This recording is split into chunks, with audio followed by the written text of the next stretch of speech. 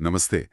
आज हम एक बहुत ही दिलचस्प किताब के आइडियाज पर बात करने वाले हैं जिसने दुनिया भर में मतलब लाखों लोगों के सोचने का तरीका बदला है पैसों को लेकर। Rich dad poor dad. हाँ, नमस्ते। और हमारे पास इस किताब पर आधारित एक गाइड के कुछ हिस्से हैं। बिल्कुल। और हमारा मकसद है कि इस गाइड के जरिए उन मेन आइडियाज को समझे। हाँ, क्योंकि ये गाइड सिर्फ किताबी बातें नहीं बताता, बल्कि उस सोच, उस मानसिकता के बदलाव पर जोर देता है जिसकी बात कियोसाकी करते हैं। सही कहा। हम देखेंगे कि अमीर डैड और गरीब डैड की सोच में वो क्या बड़े फर्क थे जो किसी की पूरी फाइनेंशियल लाइफ की दिशा बदल सकते हैं। और ये फर्क, जैसा आपने कहा, वाकई चौंकाने वाले हो सकते हैं। किताब शुरू ही होती है दो पिताओं की कहानी से। एक उनके अपने पिता, पढ़े लिखे, एकेडमिक रूप से सफल, जिन्हें वो गरीब डैड कहते हैं। और दूसरे उनके दोस्त के पिता, कम पढ़े लिखे पर बिजनेस की समझ वाले, जिन्हें वो अमीर डैड का नाम देते हैं। हाँ, दोनों अपने अपने तरीके से सफल थे, पर पैसे को लेकर उनकी भाषा, उनकी सोच बिल्कुल उल्टी थी। बिल्कुल। और ये अंतर सिर्फ बातों का नहीं था, नतीजों का था। जैसे गरीब डैड की दुनिया में हम ये अफोर्ड नहीं कर सकते, ये एक तरह का फुल स्टॉप था। हाँ, मतलब बात वहीं खत्म। उनका जोर था, भाई अच्छी पढ़ाई करो, कोई सुरक्षित सी नौकरी ढूंढो, ज्यादा रिस्क मत लो। और घर घर उनके लिए सबसे बड़ी संपत्ति थी। जबकि अमीर डैड के लिए वही वाक्य, हम ये अफोर्ड नहीं कर सकते, वो एक सवाल बन जाता था। मैं इसे कैसे अफोर्ड कर सकता हूँ? हाँ, ये बहुत बड़ा फर्क है। सुनने में छोटा लगता है, पर गाइड इस पर बहुत जोर देता है। सही। ये सवाल दिमाग को एक्टिवेट करता है, समाधान खोजने पर लगाता है। उनका फोकस नौकरी खोजने पर नहीं था। नहीं, उनका फोकस था संपत्ति बनाने पर, कंपनियां खरीदने पर, रिस्क से बचने की बजाय उसे मैनेज करना सीखने पर। और वो घर वाली बात, वो तो बिल्कुल उल्टी थी। हाँ, दिलचस्प है ना। वो घर को अक्सर संपत्ति नहीं बल्कि देनदारी मानते थे। ये शायद पहली और सबसे जरूरी बात है सोच की शक्ति के बारे में, जो गाइड बताता है। ये सोचना भी दिलचस्प हो सकता है कि हम दिन भर में कितनी बार अपने आप से वो नकारात्मक वाक्य बोलते हैं, बनाम कितनी बार ये वाला सवाल पूछते हैं, कैसे? बिल्कुल। और यहीं से जुड़ा है पहला बड़ा सबक, जिसके बारे में गाइड बात करता है। अमीर पैसे के लिए काम नहीं करते। हाँ, ये लाइन तो बहुत फेमस है। पैसा उनके लिए काम करता है। सुनने में तो बहुत अच्छा लगता है, पर इसका मतलब क्या है असल में? देखिए, इसका असल मतलब है उस चूहा दौड़ से बाहर निकलना, जिसे रैट रेस कहते हैं। अच्छा, वो रैट रेस। हाँ, ज्यादातर लोग क्या करते हैं, ज्यादा पैसा कमाने के लिए खूब मेहनत करते हैं। फिर जैसे ही पैसा आता है, उनकी लाइफस्टाइल महंगी हो जाती है, खर्चे बढ़ जाते हैं। और वो फिर से वहीं पहुंच जाते हैं ना, पैसों की तंगी में, भले ही सैलरी बढ़ गई हो। बिल्कुल, वो पैसे के गुलाम बन के रह जाते हैं। अमीर लोग इस चक्कर को तोड़ते हैं। गाइड में वो कियोसाकी के बचपन वाली कहानी है ना, कॉमिक बुक लाइब्रेरी वाली। हाँ हाँ वो शायद इसे अच्छे से समझाती है। हाँ, वो 9 साल की उम्र वाली। उन्होंने और उनके दोस्त माइक ने क्या किया, पुरानी कॉमिक्स इकट्ठी की, एक खाली कमरे में लाइब्रेरी बना दी, बच्चों से 10 सेंट एंट्री फीस लेने लगे, और माइक की बहन को मैनेजमेंट के लिए हफ्ते का शायद $1 देते थे। और नतीजा क्या हुआ? नतीजा ये कि वो दोनों बिना लगातार वहां बैठे हफ्ते के करीब $9.5 कमा रहे थे। पैसा उनके लिए काम कर रहा था। वाह। यही है पैसिव इनकम का सिद्धांत। तो ये सिर्फ बड़ी बड़ी प्रॉपर्टी या स्टॉक मार्केट की बात नहीं है। मतलब गाइड कहता है कि पैसिव इनकम के सोर्स छोटे लेवल पर भी शुरू हो सकते हैं। बिल्कुल। लेकिन फिर वो डर वाला फैक्टर आ जाता है ना, पैसा डूबने का डर। हाँ बिल्कुल, डर तो एक बहुत बड़ी रुकावट है। लेकिन अमीर डैड का नजरिया इस पर अलग था। वो कहते थे कि पैसे की कमी हो या पैसा खोने का डर हो, ये दोनों ही आपको सोचने पर, क्रिएटिव बनने पर मजबूर करते हैं। अच्छा। सवाल ये नहीं है कि डर लगेगा या नहीं, वो तो लगेगा। सवाल ये है कि आप उस डर को हैंडल कैसे करते हैं। क्या आप उसे एक मौके में बदल सकते हैं? गाइड एक सुझाव देता है, ट्रैक करना शुरू करें कि आपकी इनकम का कितना % एक्टिव काम से आ रहा है और कितना पैसिव सोर्स से। हाँ, ये प्रैक्टिकल लगता है। और शायद एक छोटा सा लक्ष्य रखें कि अगले 6 महीने में कम से कम 5% इनकम पैसिव हो जाए। ठीक है, ये एक अच्छा एक्शन पॉइंट है। और ये हमें सीधे दूसरे जरूरी सबक पर लाता है, जिसे गाइड कहता है कि ये फाइनेंशियल फ्रीडम की नींव है। फाइनेंशियल लिटरेसी, मतलब वित्तीय साक्षरता। हाँ, और इसमें सबसे जरूरी है संपत्ति यानी एसेट्स और देनदारियां लायबिलिटीज के बीच का फर्क समझना। ये तो कियोसाकी का जैसे गोल्डन रूल है। बिल्कुल। अमीर लोग संपत्ति खरीदते हैं, गरीब और मिडिल क्लास लोग देनदारियां खरीदते हैं और अक्सर सोचते हैं कि वो संपत्ति खरीद रहे हैं। परिभाषा तो सीधी है, संपत्ति वो जो आपकी जेब में पैसा डाले, देनदारी वो जो आपकी जेब से पैसा निकाले। हाँ, परिभाषा सीधी है, लेकिन गाइड इस पर जोर देता है कि ये जो क्लासिफिकेशन है ना, ये बिल्कुल निर्मम होना चाहिए। इसमें इमोशंस का या समाज क्या सोचता है उसका कोई रोल नहीं, सिर्फ कैश फ्लो देखो। अच्छा, सिर्फ पैसा आ रहा है या जा रहा है। हाँ। और यहीं पर वो घर वाली बात आती है जो थोड़ी कंट्रोवर्शियल है। हाँ, बिल्कुल। ज्यादातर लोगों के लिए घर इमोशनली सबसे बड़ी संपत्ति है, पर फाइनेंशियली अक्सर एक बड़ी देनदारी होती है। सोचिए ना, होम लोन की किश्तें, प्रॉपर्टी टैक्स, मेंटेनेंस, रिपेयर, ये सब लगातार आपकी जेब से पैसा निकालते हैं। सही बात है। जब तक वो घर आपको किराया या किसी और तरीके से इनकम नहीं दे रहा, वो फाइनेंशियल परिभाषा के हिसाब से संपत्ति नहीं है। ये बात तो कई लोगों को शायद थोड़ी हिला सकती है। तो गाइड क्या कहता है? क्या करें? अपनी हर चीज का ऑडिट करें? हाँ, एक तरह का ईमानदार सेल्फ असेसमेंट। अपनी सारी बड़ी चीजों की लिस्ट बनाएं, घर, कार, इन्वेस्टमेंट्स, कोई महंगी चीज। ठीक है। फिर हर एक के आगे लिखें कि वो महीने में आपकी जेब में पैसा डाल रही है प्लस या निकाल रही है माइनस। गाइड कहता है ये सच्चाई का सामना करने जैसा है। फिर लक्ष्य ये बनता है कि धीरे धीरे माइनस वाली चीजों को कम किया जाए और प्लस वाली चीजों को बढ़ाया जाए। या फिर लायबिलिटीज को एसेट्स में बदलने के तरीके खोजें। हाँ, बिल्कुल। जैसे अगर कोई एक्स्ट्रा कमरा है तो उसे किराए पर दे दें, या कार को कभी कभार इस्तेमाल करके कुछ कमा लें। ठीक है, तो ये सिर्फ जानना नहीं है, बल्कि लगातार ट्रैक करना और एडजस्ट करना है। ये एसेट और लायबिलिटी वाली बात हमें तीसरे सबक पर ले जाती है। अपने काम से काम रखो, माइंड योर ओन बिजनेस। हाँ। इसका मतलब नौकरी छोड़ना नहीं है ना? कई लोग ये गलत समझ लेते हैं। नहीं। इसका मतलब है कि आपकी नौकरी आपकी इनकम का सोर्स हो सकती है, लेकिन आपका बिजनेस जो है वो आपका एसेट कॉलम है। अच्छा, मतलब वो संपत्ति वाला खाता। हाँ, आपकी नौकरी किसे पे करती है? आपके बॉस को, सरकार को टैक्स के जरिए, बैंक को लोन के इंटरेस्ट के जरिए। आपका बिजनेस आपको पे करता है। वो मैकडॉनल्ड्स वाला उदाहरण है ना गाइड में, रेक-रोक वाला। हाँ। जब रेक-रॉक से पूछा गया कि उनका बिजनेस क्या है, तो लोग कहते थे, अरे भाई हैमबर्गर बेचना। हाँ। लेकिन क्रोक ने कहा, मेरा बिजनेस हैमबर्गर नहीं है, मेरा बिजनेस रियल एस्टेट है। अच्छा। वो हैमबर्गर बेचने का जो सिस्टम था, वो उन्हें दुनिया भर में प्राइम लोकेशंस पर जमीन खरीदने में मदद कर रहा था। उनकी असली दौलत प्रॉपर्टी से बनी।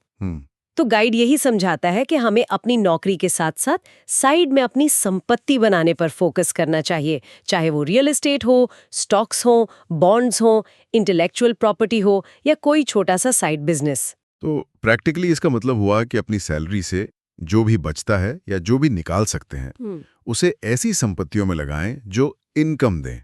बिल्कुल।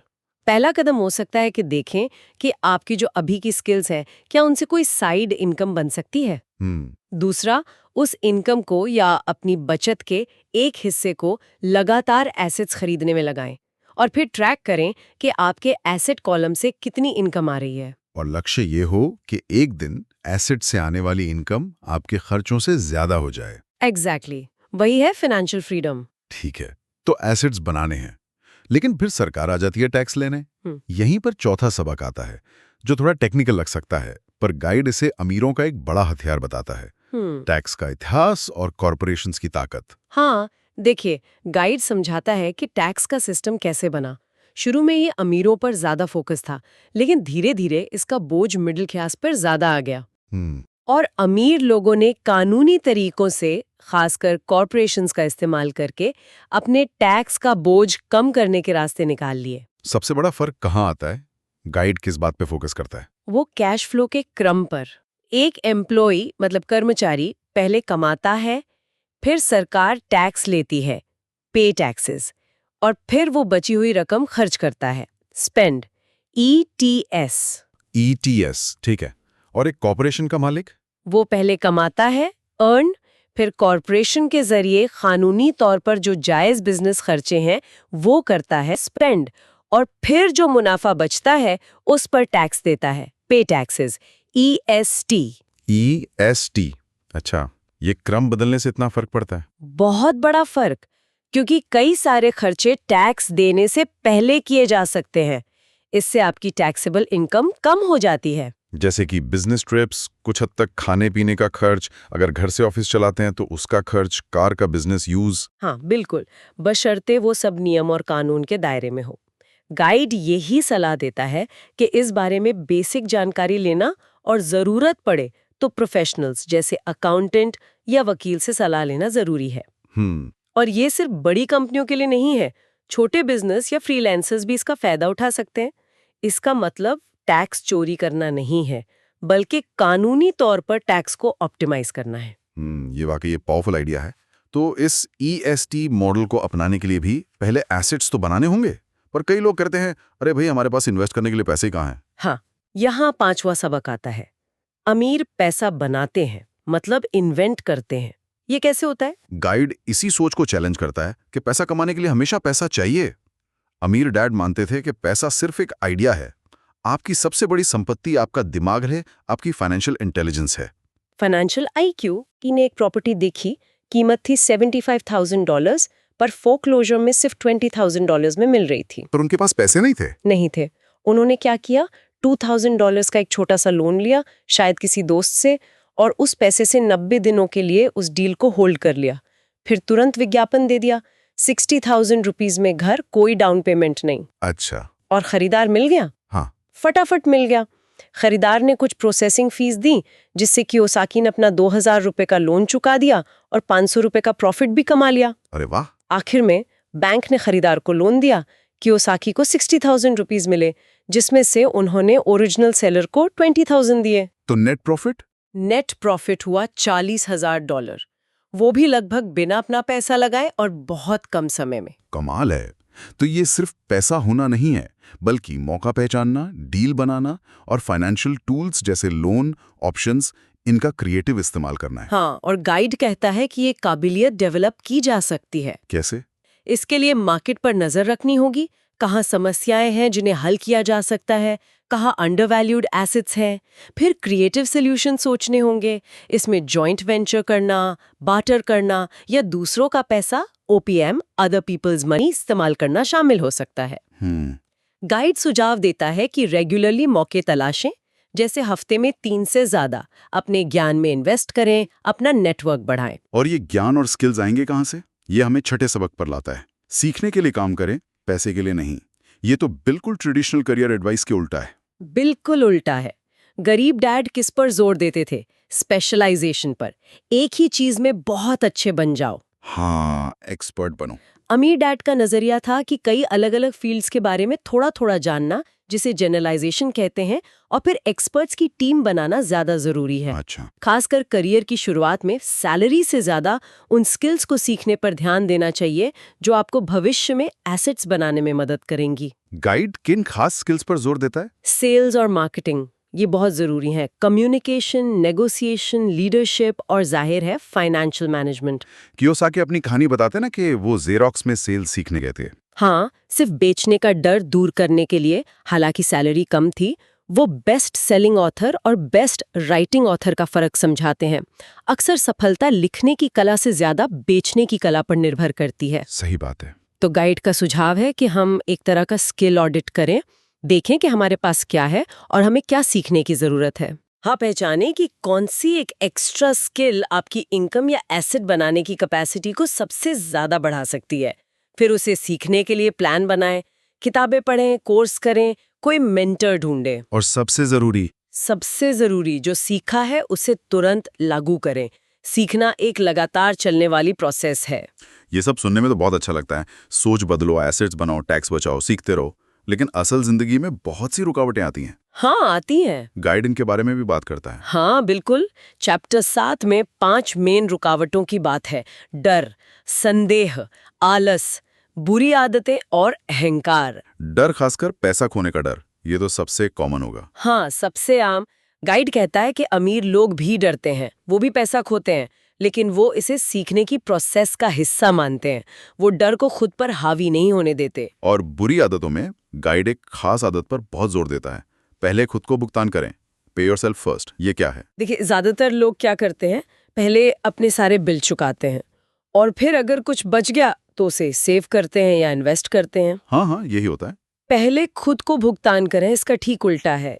जैसे ही इनकम आती है उसका एक फिक्स हिस्सा, मान लीजिए 10%, सबसे पहले बचत या निवेश के लिए अलग रखते हैं। सबसे पहले बिल चुकाने से भी पहले? हाँ, फिर जो पैसा बचा है उससे अपने बिल और खर्चे पूरे करने की कोशिश करें। लेकिन अगर पैसे कम पड़ गए तो? गाइड कहता है कि यही प्रेशर आपको क्रिएटिव बनाता है। ये आपको सोचने पर मजबूर करेगा कि इनकम कैसे बढ़ाएं या खर्चे कैसे कम करें। ये फाइनेंशियल डिसिप्लिन बनाता है। ये अमीर डैड की खास आदतों में से एक थी। बिल्कुल। मान लीजिए 50,000 रुपए की इनकम है, पहले 5,000 रुपए इन्वेस्ट करें और फिर 45,000 रुपए में गुजारा करने का तरीका निकालें। ये सुनने में तो चैलेंजिंग है, पर बात में दम लगता है। और बाकी रुकावटें? संदेह, आलस, अहंकार। संक्षेप में कहूं तो संदेह, सिनिज्म, हमें मौकों को देखने ही नहीं देता। शक करने वाले सिर्फ आलोचना करते हैं, जबकि अमीर लोग विश्लेषण करते हैं। और आलस? आलस अक्सर बिजी दिखने के पीछे छिपा होता है। लोग फिजिकली बिजी होते हैं पर अपनी फाइनेंशियल सिचुएशन सुधारने में आलसी होते हैं। इसका जवाब वही सवाल है, मैं इसे कैसे अफोर्ड कर सकता हूँ। अच्छा, और अहंकार? अहंकार हमें सीखने से रोकता है। ये मानना कि मैं सब जानता हूँ फाइनेंशियल बेवकूफ़ी की तरफ ले जाता है। गाइड कहता है, जो मुझे पता है वो मुझे पैसा कमाता है, जो मुझे नहीं पता वो मुझे पैसा गंवाता है। तो इन रुकावटों से निपटने के लिए लगातार सेल्फ अवेयरनेस चाहिए। ठीक है, हमने माइंडसेट, प्रिंसिपल्स, टूल्स और रुकावटों की बात कर ली। अब आखिरी सवाल, शुरू कैसे करें? गाइड कुछ ठोस कदम बताता है? हाँ, आखिरी के चैप्टर्स इसी पर हैं। 10 कदम सुझाए गए हैं। उनमें से कुछ खास है। पहला, एक बहुत मजबूत क्यों रीजन ढूंढना। आपकी मोटिवेशन इतनी बड़ी होनी चाहिए कि वो मुश्किलों पर भारी पड़े। एक पावरफुल वजह। दूसरा, अपने दोस्त समझदारी से चुनें। ऐसे लोगों के साथ रहें जो पैसे और मौकों के बारे में पॉजिटिव बातें करते हैं, न कि नेगेटिव या सिर्फ गॉसिप। तीसरा, वो पहले खुद को भुगतान करे वाली आदत डालें। हाँ। चौथा, अपने गुरुओं को जिनसे आप सीखते हैं उन्हें अच्छी तरह भुगतान करें। जानकारी और सलाह कीमती होती है। पांचवा, लग्जरी आइटम्स खरीदने के लिए अपनी संपत्ति से जो इनकम आ रही है उसका इस्तेमाल करें, न कि अपनी मेहनत की कमाई या कर्ज का। मतलब पहले वो एसेट बनाएं जो उस लग्जरी का खर्च उठा सके। ये दिलचस्प है, पहले एसेट फिर लग्जरी। और एक बहुत जरूरी कदम है, सिखाएं और आप पाएंगे। Teach and you shall receive. जब आप दूसरों को सिखाते हैं तो आप खुद और ज्यादा सीखते हैं। कुल मिला के गाइड का मैसेज है, इंतजार मत करो, छोटे कदमों से ही सही पर शुरुआत करो। एक्शन हमेशा इनएक्शन से बेहतर है। बड़ा सोचो और छोटे सोचने वालों की बातों से असर मत लो। तो सार यही निकलता है कि अमीर और गरीब के बीच का फर्क सिर्फ पैसों का नहीं है, बल्कि सोच का है, आदतों का है। बिल्कुल। पैसे के लिए काम करने से हटकर पैसे को अपने लिए काम करवाने की सोच अपनाना। हाँ, फाइनेंशियल लिटरेसी हासिल करना, एसेट्स और लायबिलिटीज को समझना, अपने एसेट कॉलम पर फोकस करना और लगातार सीखते हुए एक्शन लेना। बिल्कुल। और यहाँ एक आखिरी विचार है जो इन स्रोतों से निकलता है पर शायद सीधे तौर पर कहा नहीं गया है। सोचिए, अगर आज से हर महीने अपनी कमाई का सिर्फ मान लीजिए 5% या 10% हिस्सा लगातार उन चीजों में लगाना शुरू किया जाए जो पैसा कमाती हैं, यानी एसेट्स, बजाय उन चीजों के जो पैसा लेती हैं, यानी लायबिलिटीज, तो 5 साल में या 10 साल में आपकी फाइनेंशियल पिक्चर कितनी अलग दिख सकती है। ये बदलाव किसी एक बड़े जैकपॉट से नहीं आता। ये लगातार डिसिप्लिन्ड छोटी छोटी कार्रवाइयों के जमा होने से आता है। ये लंबी दौड़ की स्ट्रैटेजी है। ये वाकई एक पावरफुल विचार है।